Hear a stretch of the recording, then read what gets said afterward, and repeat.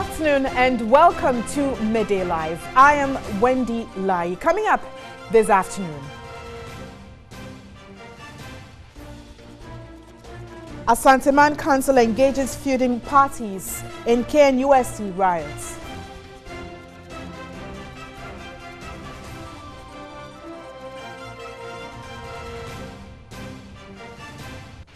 Northern Regional Police Command on manhunt for persons who broke into a police armory at Daboya and made away with some weapons.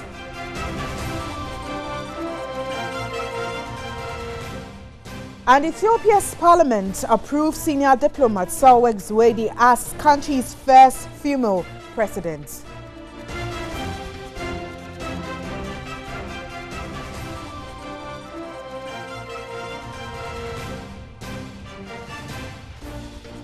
I've got details of these stories and many more lined up this afternoon. Please do stay. In our very first story, we look at one of our headline stories, which is also a trending story here in our country. And the Asanteman Council is scheduled to meet later today.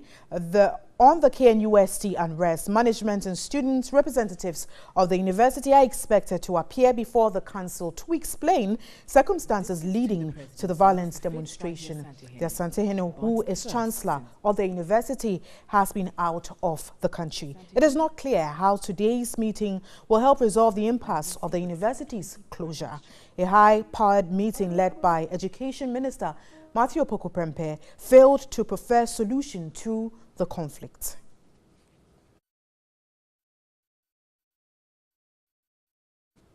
And we're going to the phone line to speak to our Ashanti regional correspondent, Ibrahim Abubakar, who's following this story closely. Hello, Ibrahim. Hello, Andy. Now, tell us exactly where you are and if indeed the meeting had started.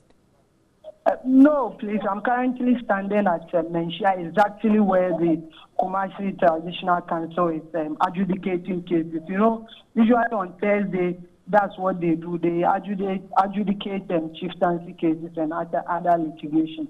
They started about 1 hour ago, and I'm here to see an official of KNUST. I just spoke with the deputy registrar, who is also the university relations officer, and he told me that there wouldn't be any meeting between management and the Kumasi Traditional Council. So we are here with some of the chiefs in the morning, who also confirmed to us that there will be a meeting between them and the university authority. So we are currently here, we are getting conflicting reports. But what the URO, Mr. Kwame Jr. told me was that there will rather be an emergency management meeting with the university council and leadership of the students tomorrow to decide on the way forward after the incident. So as it stands, we don't know when the Asanteman Council meeting will be held. Absolutely, we don't know. Maybe when the Asantehene himself comes back to the country. You know, currently he's out of the country and he's scheduled to be back on Saturday. All right. Thank you so much, Ibrahim Abubakar, for that update. But you get us more as and when you get hold of the information. But we're still focusing on KNUST and foreign students at the Kwame Nkrumah University of Science and Technology want immediate resolution of the current impasse that had led to the indefinite closure of the university. They say the current situation has left them in a state of confusion. Ashanti regional correspondent Beatrice Spio-Gabra is at the Brunei Hall where the foreign students reside and is actually interacting with the leaders of the International Students Affairs. Following the shutdown of the Kwame Nkrumah University of Science and Technology, only foreign students were permitted to stay on campus under some form of security. So how are the international students feeling about the whole situation and how are they coping with the curfew in place? I have with me the Vice President of the International Student Affairs of Kwame Nkrumah University of Science and Technology, Aristide Kambali, and a colleague from Nigeria who is also a student here in Quiz, who will be joining us, and then we'll be engaging them to see how they feel about the situation at hand. Aristide, you are the Vice President of the foreign students here. How are you taking the whole situation with this shutdown? Okay, thank you very much for... the thing is, The situation on campus is very, very difficult for us, and generally looks like all international students, we are really very worried because we don't know what is going on campus. The fact that they've closed down everything. What is making us worried, first of all, is the fact that there is no Wi-Fi anymore on the campus, is not working, and we can't be able to contact different people, our friends, our families, our parents back home. So they are kind of worried. They don't know what's going on. They are worried about the safety of their students on campus.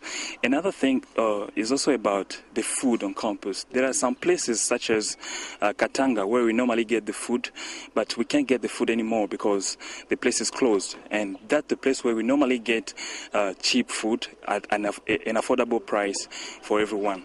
But the cafeteria is open by now. Okay, so some of us, we can get the food, but we don't know for how long it's going to last for. Did the school authorities communicate to you as to how long you can stay here, and are you also affected by the curfew?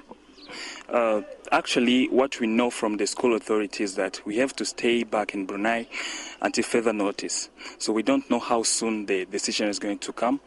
So the curfew as well. Okay, from my own experience is that I've not experienced it. So that I experienced it. What do you mean? Do you go out after 6 p.m. but you have access to go out and come in as you want? I mean, at 6 a.m.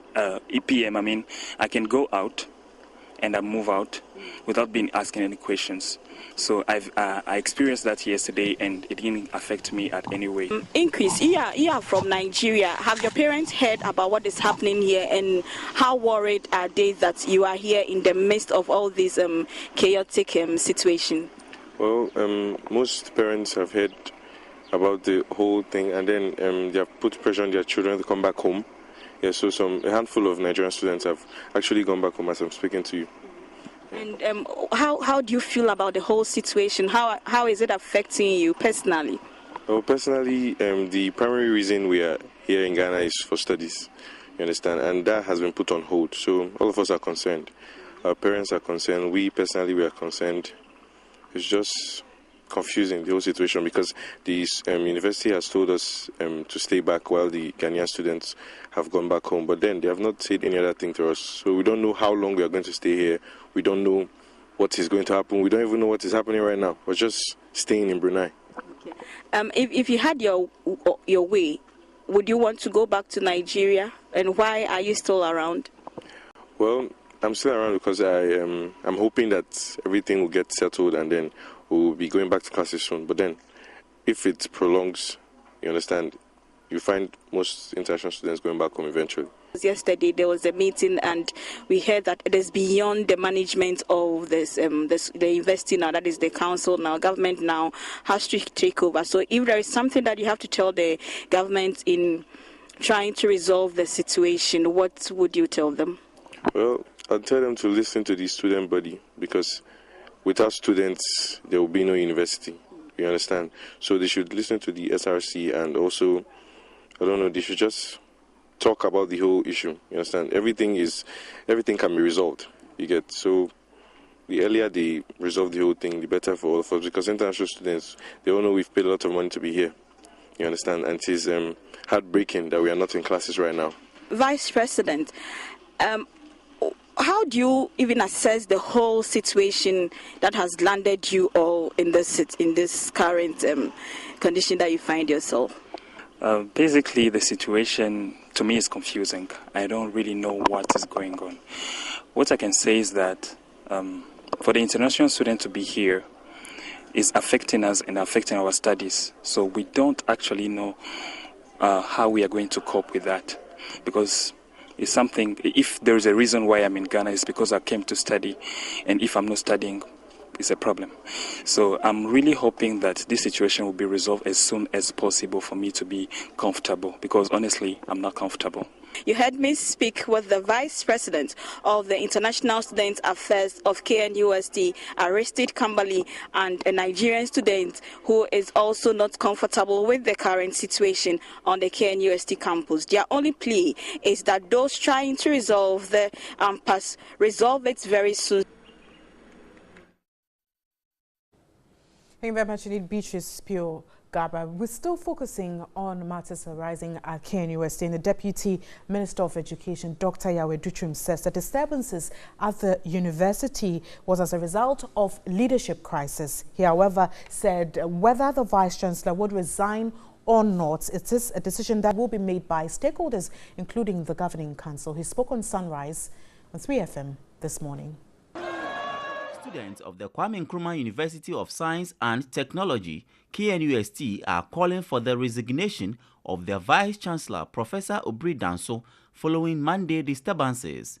Some students who completed school this year described the policies in the university as too harsh. Yesterday was the second time I was seeing that thing, but I saw it in person. The caning of the students in classroom. It happened at the CCB auditorium, and I saw it in person. Students were being made to kneel outside. But when you take a look at what is happening, it looks like it's not only a one-day event that has led to this unfortunate please hold on. An engagement to happen, and by the time you realize the car is there to pick you up, the security car is there to pick you up. That road leads to the tech hospital. So there's a pedestrian side. I know the tech hospital. Okay, so there you see that road. There's a pedestrian side, and then there's where the cars use. If you use where the cars use, Charlie, you could end up in the cells. You could. If you're walking, yes. If you walking use where the cars use where the cars use. The security men will arrest you. Deputy Minister of Education, Dr. Yaw Edutwum, however, said KNUST is suffering from leadership crisis. We have a leadership crisis, both at the student level and at the management level. That is how I'll sum it up. There's a leadership crisis. What is the crisis at the management level? I believe that as they say, to Jojo is better than to war. And to me, if you're a leader of any institution, you have to find a way to deal with the people that you serve. I'm sure they've also talked to council. The minister, of course, was appointed by the president, and I think he will do his consultations, and he will let the world know where the Minister of Education stands. No specific date has been set yet for the students to return to campus. We'll still stay a while longer on this very issue, and this afternoon I have been joined by Professor Ransford Jampo. He is a political scientist and director for the Center for European Studies at the University of Ghana. Thanks for agreeing to speak with us, Prof. Hello, good afternoon. Good afternoon, Prof. Now, you have been monitoring this situation and happenings, and there's been a lot of political commentary on this matter. Now, with your experience and where you sit, do you think that there's been some political twist and politics has also contributed to where we find KNUST and matters that have come up thereafter? Well, what is happening at the KNUST is a reflection of a broader problem surrounding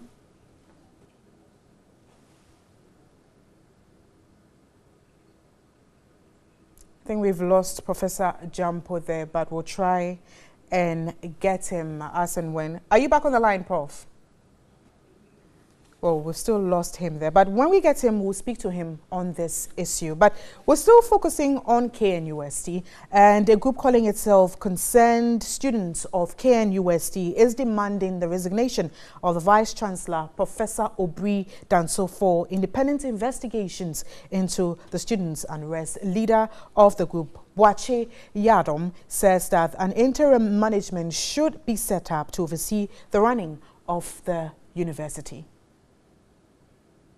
The call by the group follows students' unrest on Monday, leading to the indefinite closure of the university. A peaceful march by students to protest alleged brutalities meted out on a colleague student by the private security of the KNUST turned violent. The student vandalized about 30 vehicles and destroyed several properties on campus.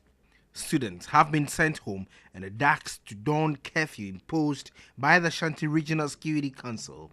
But a high-powered meeting involving the Education Minister, the management and student representative of the KNUST and other government functionaries failed to proffer any solution to the violence. The concerned student of the KNUST at a press conference in Kumasi blamed the university's management for the impasse. Spokesperson Yadom Boache says the recent conversion of the two traditional male halls to mixed halls could be the remote cause of the student unrest. The university are trying to twist this whole issues, but they've forgotten that we have a remote cause and an immediate cause. The immediate cause of the demonstration on Monday was the brutalities meted on our students, our colleague students.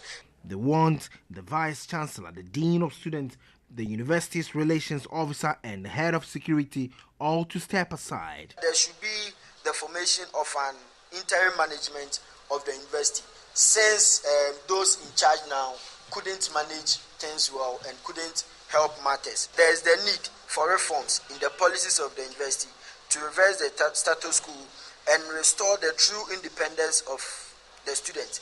The students must control their resources. Meanwhile, students of the KNUST residing off campus have started packing home. Though they were permitted to stay in their hostels, some say their parents insist they return home till the university is reopened. A team of military and police personnel continue to pitch camp on the university campus. So we're going back to the phone line to speak to Professor Jampo, who is giving us his take on happenings at KNUST. Hello again, once again, Prof. Yes, hello. Now, you were telling us about the happenings at KNUST and if indeed politics could have contributed to what we're seeing now. Yes, the point I was trying to make was that what is happening at the KNUST is a reflection of a bigger problem of dousing student activism to suit parochial partisan interests of some politicians that commenced with the inception of Ghana's Fourth Republic. Now, prior to the Fourth Republic, students were described as the vanguards of good governance and the conscience of the nation. And no regime ascended to the throne of political power without the support of students. They fought together as one constituency under the banner of the National Union of Ghana Students to install regimes and to kick out regimes that violated the fiduciary trust reposed in them to take care of interests of the ordinary people. And so student activism was so visible and was so palpable, and politicians were oftentimes kept on their toes when the name, Lux, was mentioned. When Lux issued a statement, a press conference, and all that, when they staged demonstrations, I mean, they were so powerful and tremendous to send shivers down the systems of politicians and all that. With the inception of the Fourth Republic, given the role that students had played in bringing regimes into power and then also making regimes that violated the trust reposed in them, making them unpopular, politicians decided to resort to a rather surreptitious means to just douse down the flames of student activism. What they did was simple. Let us go to the various campuses of the university to establish our branches there, ostensibly to mobilize our support base among the student fraternity. Now, in so doing, they were able to break the fronts of students into partisan, schisms and divisions. And so, previously, students were together, they were united, and they fought with one voice.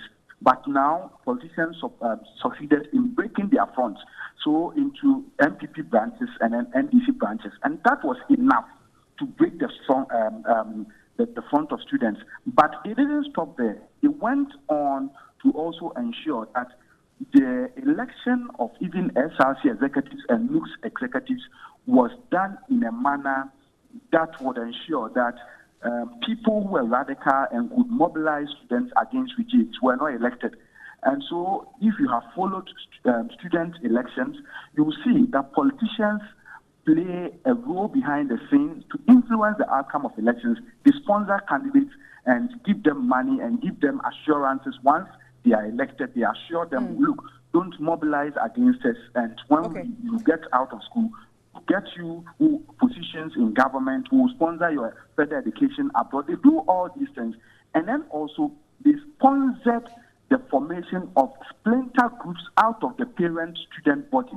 And so there is now GNUCs out of NUCs, and then other splinter groups that have been Okay, Prof, formed. if I can hold you there, and with the background and explanation you've given, now we have a current issue at hand, which is KNUST. I am getting into the current situation.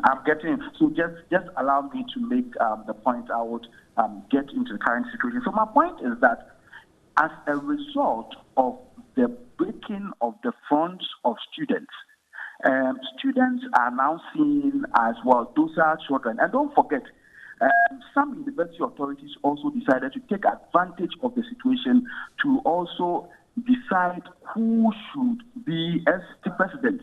Now, if you go to some of the university campuses, there are rules regarding grade point averages that you have to obtain before you can contest for certain positions, in the LSRC. And previously, it didn't happen.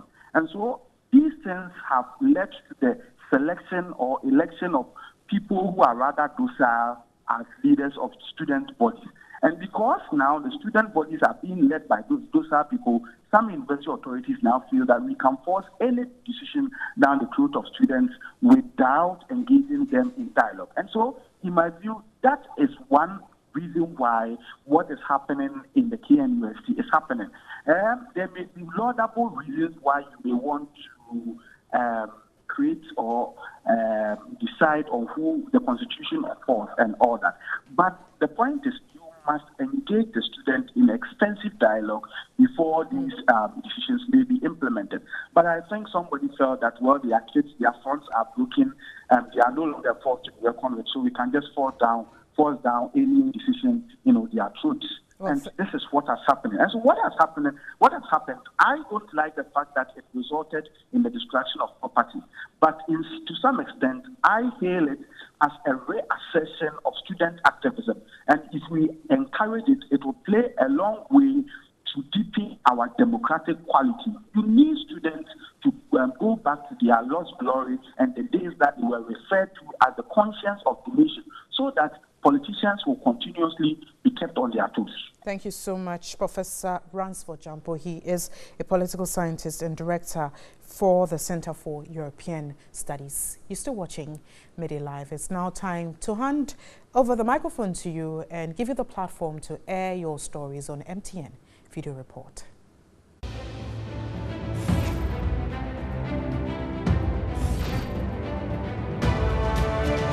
This is a river in Atewu Township. And this is the ordeal school children, residents, and farmers go through anytime there is a heavy downpour. I want to use this opportunity to appeal to the authorities to do something about this before it's too late. Citizen journalist, Herbert Ajoglen, reporting from Atewu.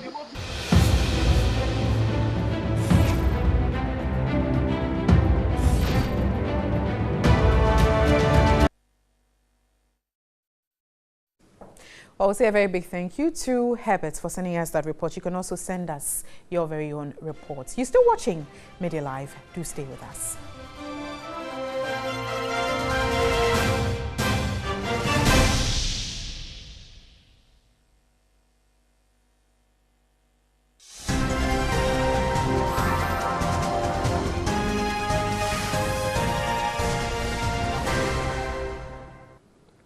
Well, thanks for staying with us. We have business now. And the National Petroleum Authority says prices of petroleum products are likely to be reduced in the next pricing window as a result of the appreciation of the Ghana cedi against the US dollar and the decrease in the price of petroleum products on the world markets. The CEO of the NPA, Alhassan Tampoli, announced this at an industry stakeholder engagement seminar. As of today, the Ghana cedi has made some gains against the United States dollar. The nearly 2% decrease in the price of diesel and petrol, as well as the observed 8% decrease in the price of LPG, will be passed on to the public through pump prices, again, all things being equal. That is how a deregulated market works.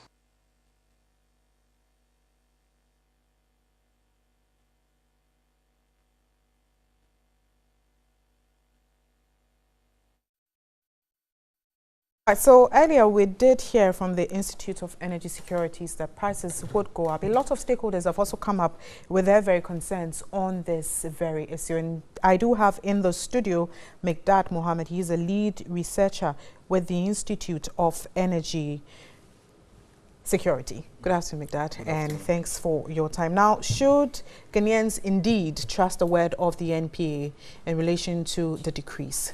Well, the NPA has been inaccurate in a lot of instances in the past, but this is one of the instances that we can give the NPA the benefit of the doubt.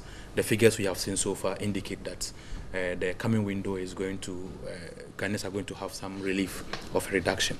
But we would have thought that this is a reduction which is occasioned by a factor that government has no hand on, when the geopolitics of Iran and the geopolitics of Saudi Arabia and Russia leads to the reduction in international fuel market prices, or IMF reviews lead to reductions. Government shouldn't jump to take credit for it. We would have been happy having this discussion of a reduction if government had done the drastic thing of taking off the taxes that we have called nuisance taxes in the price build-up. So for government to rush, or the MPA, for example, an agency of government, to rush to hold a press, did they hold presses when we had increments of 4.7%? Did they hold, that is for the second pricing window of September. The last increment we had of 2.74%. Did we hear from the MPA in a presser? So if you run to go and hold a press conference to announce a reduction, which is not something that is coming as a result of a deliberate government policy, it appears as opportunistic on the part of the MPA. We would want the MPA to make sure that the reductions are as a result of deliberate policies on the part of government. We have called for the outright scrapping of the special petroleum tax. If the reduction we are expecting by Tuesday or Wednesday comes as a result of that, we would have been applauding government. So yes, Brent crude has reduced right from about $85. It has come down, currently trading about $76 per barrel. And these are not because of any government efforts in Ghana here. It is because of geopolitics and the movement of prices and demand and supply on the international market. What's the latest on the call for the reduction on the taxes, which has become a main issue and a very big concern? Government is adamant. It is refusing to do the right thing. And then when you have refused to heed to the call of reduction in taxes, the best you can do is to just keep quiet when it comes to issues of petroleum prices, and let people understand that you have no role in there beyond the stabilization of the currency, which we have seen some stability in the currency. But that notwithstanding, we think that it is opportunistic for government to rush to hold a press over an impending reduction. Given that this particular window we are just speaking from the 2nd October pricing window, we have had an increment of 2.74%. Government has not addressed that. So for us, a bird in hand is worth two in the bush. Thank you so much, Midday Mohammed. He's a lead researcher with the Institute of Energy Securities. You're still watching Midday Live. Some more business stories this afternoon, and the 48-hour ultimatum given to telcos to plug into the common monitoring platform elapsed at midnight, October 24.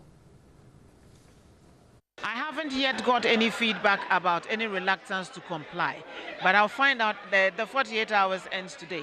So I'll find out at the end of the day to see whether they've complied. It ends at midnight. So we'll see how things go. But I'm confident that they would work with the NCA and the GRA to make the system active and work.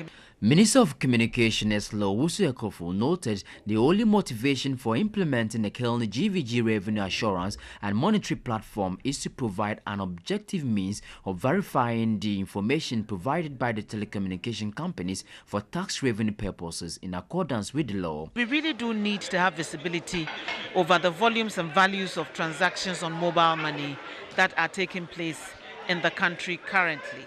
The amount of monies on these platforms exceed even the amount of monies held in the banks. She observed the KNUST GVG revenue assurance and monitoring platform would ensure the telcos do legitimate transactions. It's a security imperative as well. You don't want people to use mobile money to finance crime, terrorism, money laundering, and drug trafficking. And if we don't police that space, they will use it for those purposes. The implementation of the common platform is in line with the Communication Service Tax Amendment Act 2013 Act 864. KNUST GVG was contracted by the government to develop and oversee the common platform for traffic monitoring, revenue assurance and mobile money monitoring in a build, operate and transfer basis.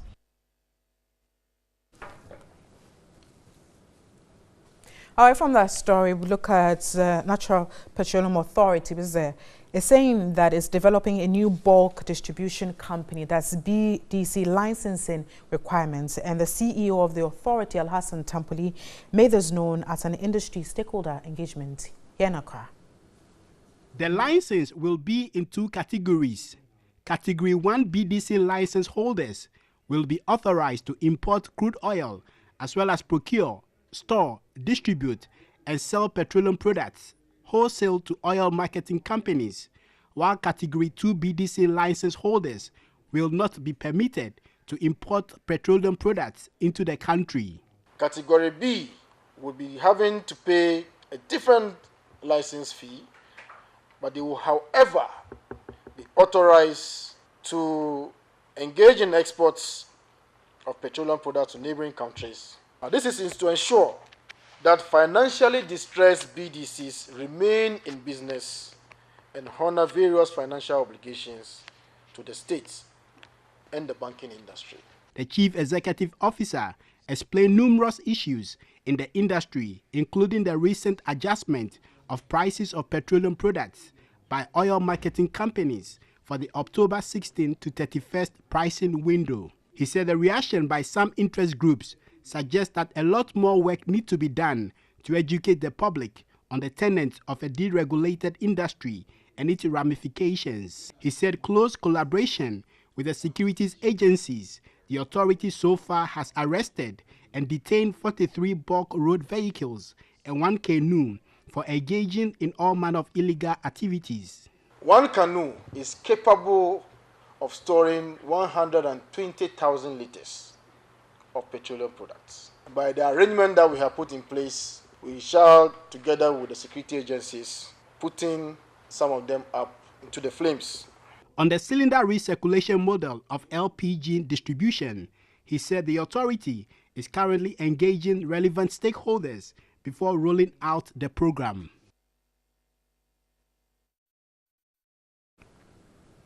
And that will be all for business this afternoon. Let's look at some other stories. And the Western Regional Police Command has arrested 3 suspects who were on board a vehicle carrying 92 bales of dried leaves suspected to be Indian hemp. Meanwhile, the driver and 1 other suspect managed to escape. Here's a report by William Peters. The barrier intercepted a DAF cargo truck with registration number AS513811 carrying goods with 5 persons on board heading towards Takwa direction from Accra during a routine check. The search revealed 92 bales of dried leaves suspected to be narcotics, with each bale containing about 80 compressed dry leaves. The occupants of the vehicle, including the driver, took to their heels during the search. The police, with the help of some civilians, managed to arrest 3 of the suspects.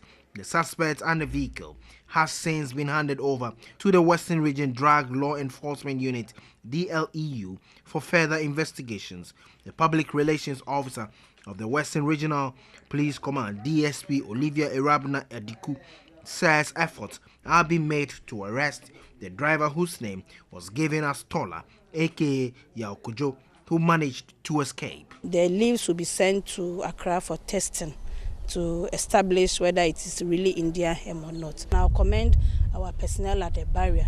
It is through their vigilance that we've been able to arrest these people. So we encourage them that they should do more searches at the barriers, because it's through these searches that we're able to get these criminals who are going with contraband goods passing through our barriers.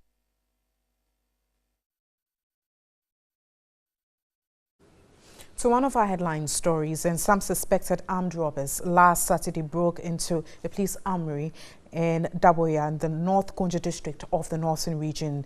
they are suspected to have bolted with an unspecified number of weapons. The police officer who was on duty at the time of the incident is said to have vacated his post prior to the robbery. Although the Northern Regional Police Command has been tight-lipped on the incident, a highly placed source at the command told Graphic Online that the said officer has been interdicted and is assisting with investigations.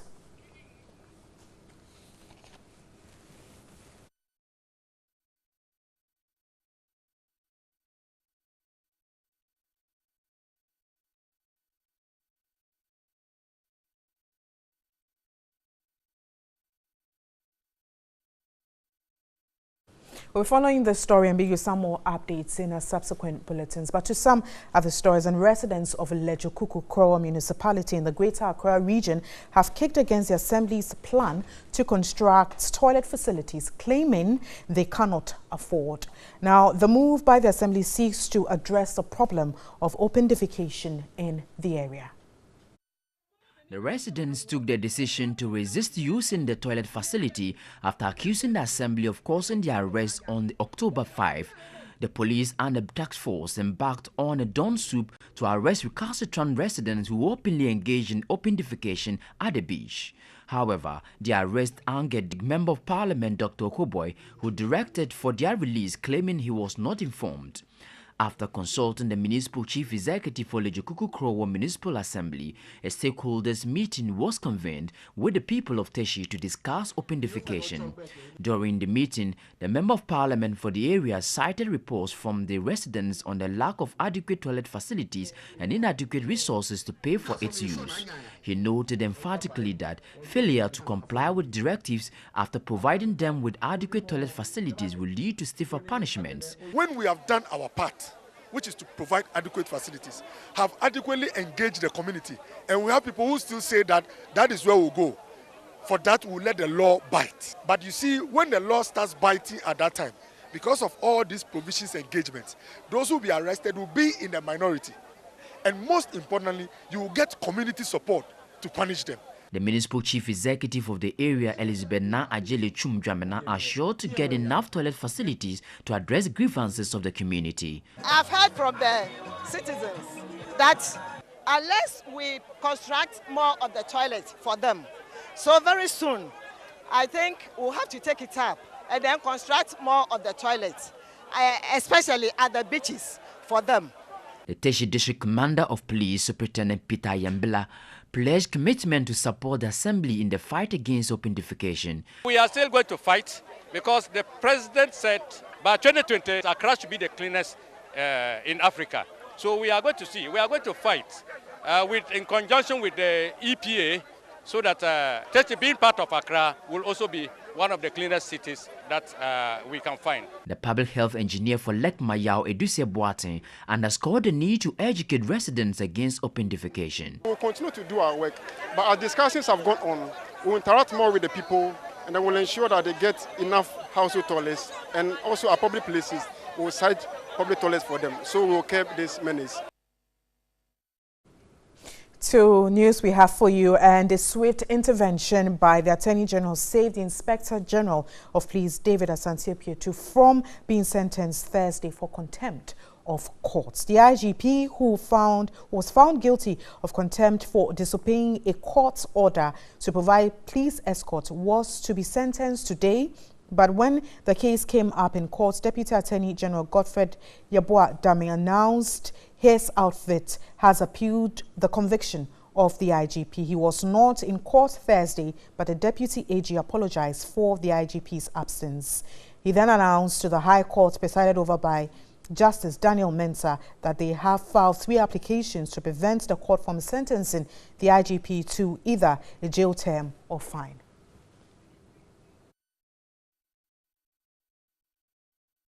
We have more on this story in our subsequent bulletins as well. You're still watching Midday Live. Next, we have sports with Nana Kujafre. Do stay.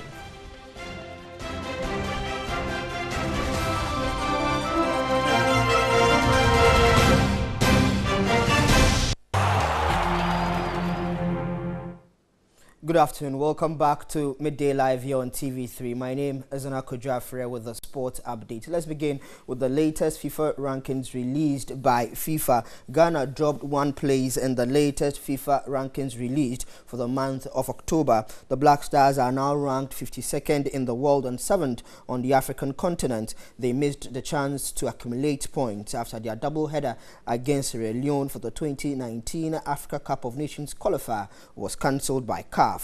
Belgium have edged ahead of France to take outright top spot after the two countries had been tied at the top last month. Brazil are one of only 2 non-European sides in the top 10 along with Uruguay.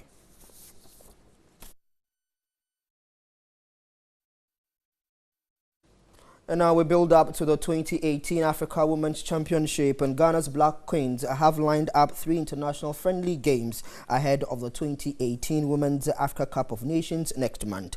After extensive deliberations between the Ghana Football Association Normalization Committee, the Black Queens technical team and budgetary support from the Ministry of Youth and Sports, the Queens will play Zambia, Kenya and South Africa as they step up preparations for the tournament. The ladies will leave Ghana on Tuesday, October 30 to Zambia for the game against the Shipolopolo, scheduled for November 3. Their next stop will be in Kenya for the friendly game on November 7. The Black Queens will return to Ghana on November 9 and will wrap up preparations for the competition with a friendly match against South Africa's Bayana before the commencement of the tournament on Saturday, November 17.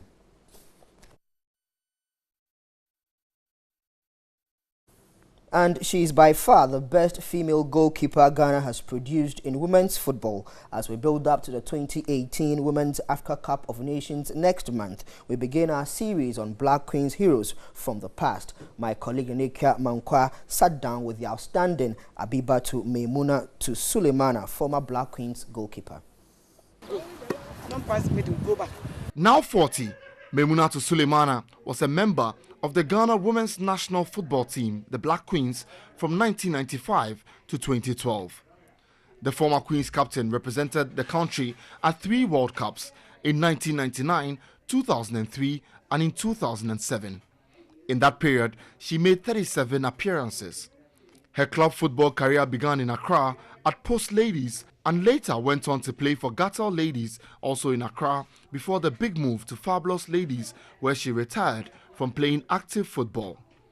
A rock imposed for the Black Queens in the late 90s, Suleimana was always denying the opposing team from scoring. She debuted in the 1998 Africa Women's Championship in Nigeria, where the team finished as runners-up to the hosts. In her prime, she was ranked among the best, not only in Ghana, but on the continent at large. Maimunatu was so good that word on the streets believed she could keep the post for the Black Stars. When I started, I didn't enjoy it from the beginning, but later on, I started enjoying. I was with Black Queens when we went to, I think, Ibadan against Nigeria, qualified for Olympic Games or qualified for something. And it was 1-1 over there. So that time it was Sylvester Mensah, who is our chairman. So I was there, they called me out and they said congratulations, and I asked them for what? And they said, I've invited for World 11. I said, And they said the time we went to the World Cup 2003, I was one of the best goalkeepers. So I'm one of them now. And I said, thank God, that was my most happiest. The success story of women's football in Ghana can never be complete without the mention of Maimuna, as she is affectionately called. She shares her memories during her playing career, which features 7 Africa Women's Championship appearances. We went to Nigeria 1998, the first women AFCON, and I got injured. My nose, there was more blood coming from my nose, and we are leading 1. And I said, no, if I come out, I don't know what's going to happen. Maybe it will be 1-1 or we'll lose. So I'll never come out. So I stay in. I even fall down 3 times. And the referee said, if I fall down again, I'm going to come out. So still blood was coming. I didn't fall down. I didn't do anything. I was in the post. I was saving the ball till we end the ball. And we won. That's my difficult game that we play. She has moved on to share her talents with young female footballers. She currently works as goalkeepers trainer for the Ghana Under-17 women's team, the Black Maidens, who are preparing for the 2018 FIFA Under-17 Women's World Cup in Uruguay. I'm enjoying it because it's not easy that maybe you get to you get to the national team and be the keeper's trainer. It's not easy. There are more of them outside there waiting for this opportunity. So I'm very happy. Her biggest wish is to see the Black Queens win a major trophy and stage a return to the World Cup after a 10-year hiatus. I wish I'm with the Black Queens too, so that I'll be in the post, so all the Ghanaians will see like what I'm doing for Ghana. After our time, the last time was 2007. We have not even qualified again, and I'm happy that maybe we are also hosting, so that it will motivate us to win and we'll qualify for the World Cup. Now let's build up to the Europa League games coming up later tonight. There's a number of games to look forward to, and as you can see on your screens, Leipzig will be up against Celtic, Anderlecht will take on Fenerbahce, Sporting Braga will be up against Arsenal, AC Milan will take on Real Betis, Marseille will be up against Lazio. That should be a cracking game to look forward to. Besiktas will be up against Genk, Sevilla will be up against Ikaspor, Villarreal will take on Rapid Wien, and Chelsea will be up against Bati Borisov.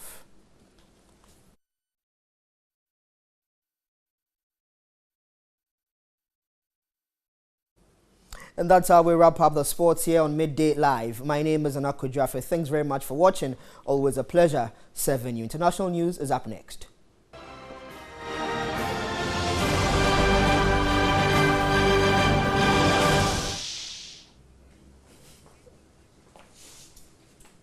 Let's do international news now. And Ethiopia's parliament has approved senior diplomat Sawak Zawedi as the country's first female president.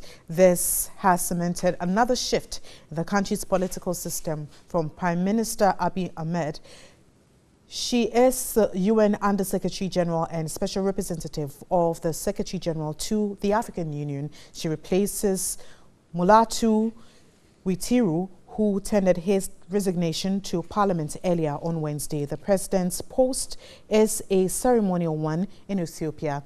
The Prime Minister, who is the head of state, holds executive power. Last week, when the Prime Minister reshuffled his cabinet, he appointed 10 female ministers, making Ethiopia the third country in Africa after Rwanda and Seychelles to achieve gender parity in their cabinets.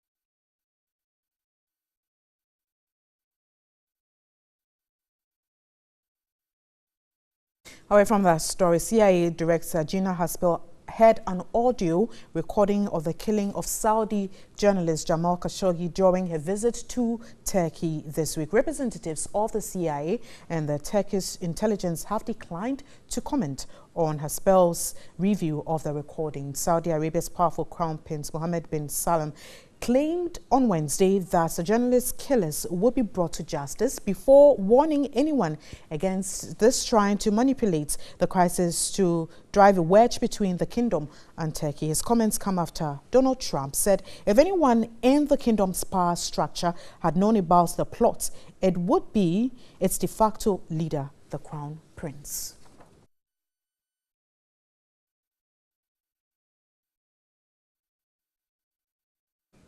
Next, we have entertainment news.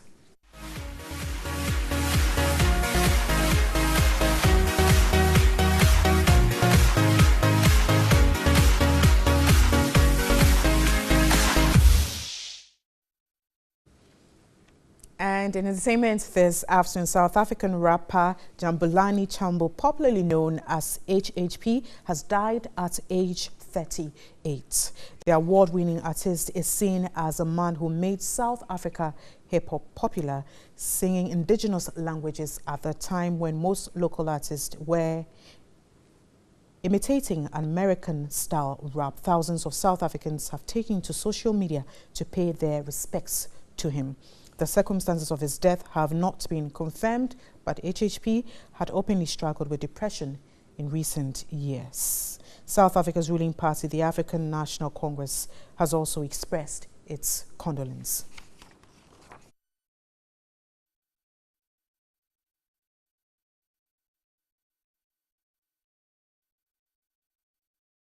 May his soul rest in peace. To other entertainment stories, an American singer and songwriter, Tracy Chapman, has filed copyright infringement suit against Nicki Minaj, accusing her of lifting the lyrics and melody from her 1988 song Baby Can I Hold You. In a suit, Minaj sought permission to sample the song from Chapman, who has a policy against allowing her works to be sampled, refused the request. Sorry, it's all that you can say. Years gone by and still. Released in 1998, Baby Can I Hold You is the third single released by the American contemporary folk artist Tracy Chapman. And here is the sampled version by Nicki Minaj.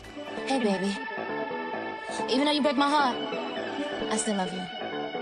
Sorry, it's all that you can say. Years gone by and still words don't come easily. Like forgive me, and you can say baby, my baby can I hold you tonight. In the suit, Minaj sought permission to sample the song in a track entitled Sorry, which was to appear on Minaj's album Queen. The request was, however, refused by Chapman. Minaj dropped the track from the album, but in the suit, she provided portions of the song to 2 New York City radio stations, which played it on air in August. In the suit was a claim that Minaj has caused Chapman to incur substantial injury, loss and damage as a result of her wrongdoing. Chapman is seeking damages. Forgive me, it's all that you can say. Years gone by and still. And on that note, we end Midday Live. I am Wendy Lai. Thank you so much for watching Midday Live. We have more news at 7 on News 360, but then enjoy the rest of our programs. Thanks for watching.